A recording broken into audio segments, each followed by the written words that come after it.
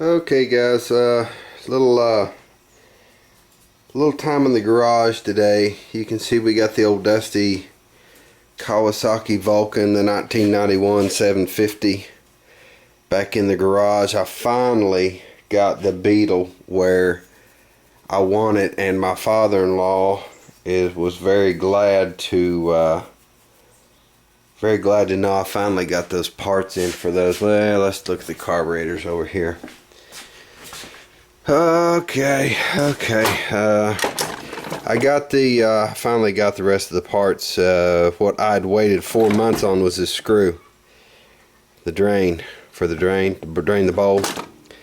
That's the one we had to get the registration, and the guy who previously owned the bike, it took him a while to get around to getting all this paperwork lined out, and to my father-in-law. Anyway, I got the drain screw, went ahead and put the nylon washers, poly washers, whatever you want to call them, and the cotter pins. I got hooked the choke linkage and stuff up yesterday.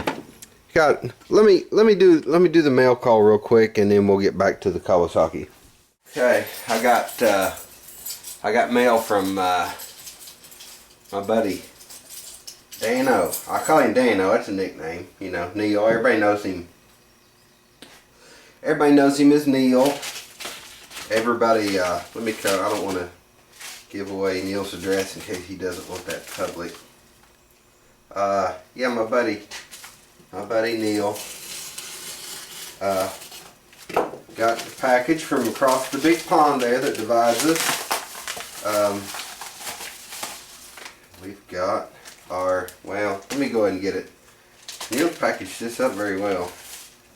There it is. I've got to make him a spot on the wall. I've got to clean his spot off. I want it. Got some. I'll show you in a minute.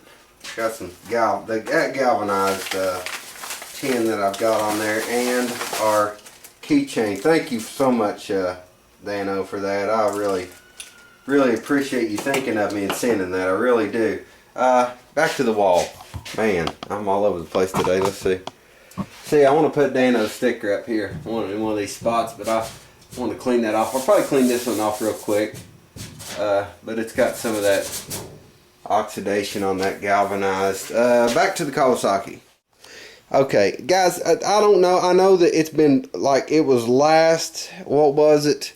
When I first started working on this bike, it was last October or something, and we had all the drama with the people at the motorcycle shop could not get all of my parts because they said they needed the VIN, and you know, I was telling you, the guy finally got around to doing the paperwork and get the title to my father-in-law, took the registration down to the motorcycle shop, and I got all the parts for the carburetors. Okay, now just to catch you up on what the deal is with this bike, I don't know what the deal is because somebody worked on it before me. There were parts missing, and stuff had been taken apart, parts lost, and I'm trying to fiddle my way through this thing. It's really hard. I'm sure you guys know, if you weren't the one that took it apart, whatever you're working on, and there's parts missing, it's like a seek and hunt kind of thing.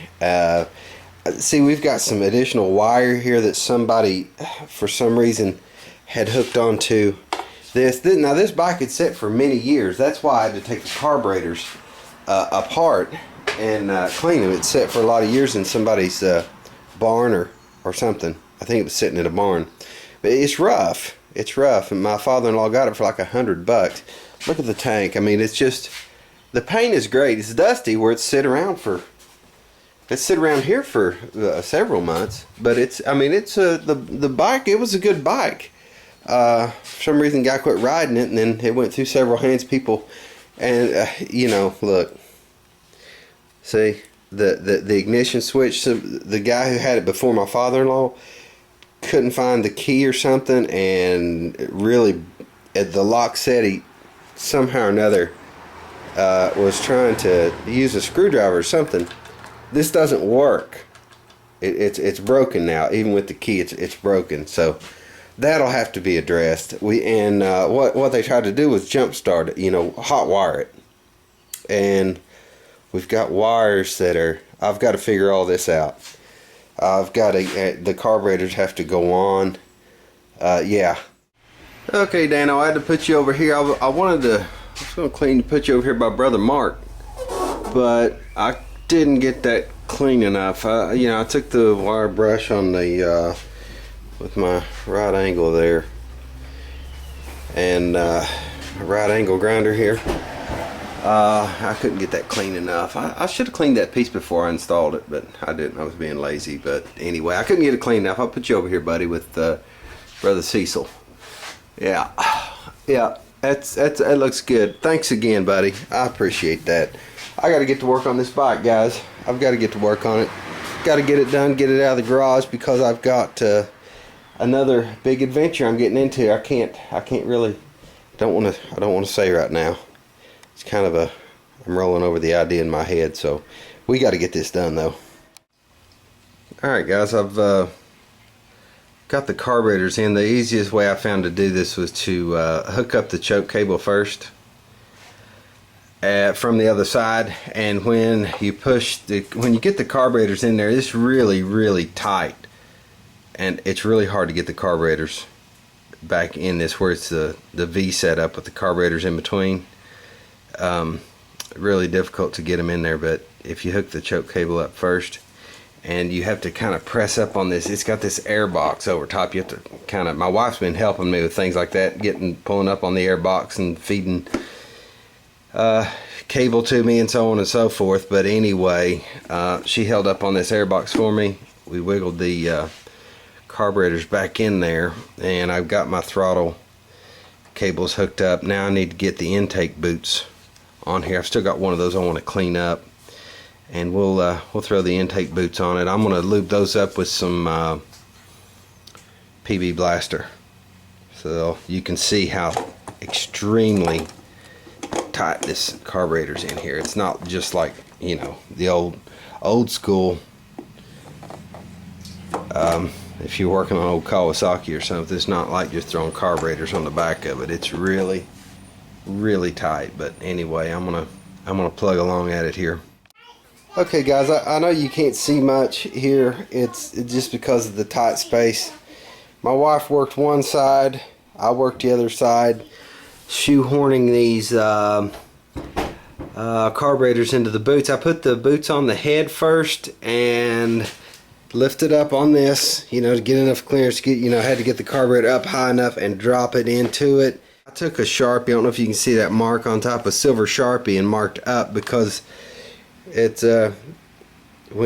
it turns to where I don't know how to explain it. I should have showed you the boot.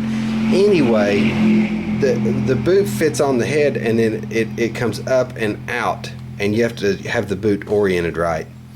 At any rate, I hope this helps. After the boots are on the head, I drop the carburetor down into it, shoehorning it around with one of these little screwdrivers, you know, just going around the boot. And once they pop in, you know, you're good to go. But yeah, anyway, I'm going to give it a little tomato update here real quick. We finally got blooms, guys. We've got blooms on the tomato, on this plant. This plant doesn't. It looks like it may, yeah, it's starting there with some blooms right there. But yeah, they're growing. They're growing. I don't know how much fruit they're going to produce, but man, they're really growing good. Anyway, I'm not sure how long this video is. I believe I'm just going to wrap it up.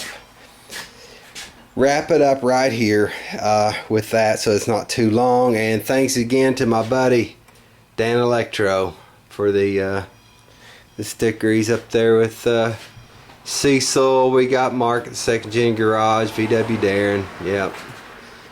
Okay, later guys.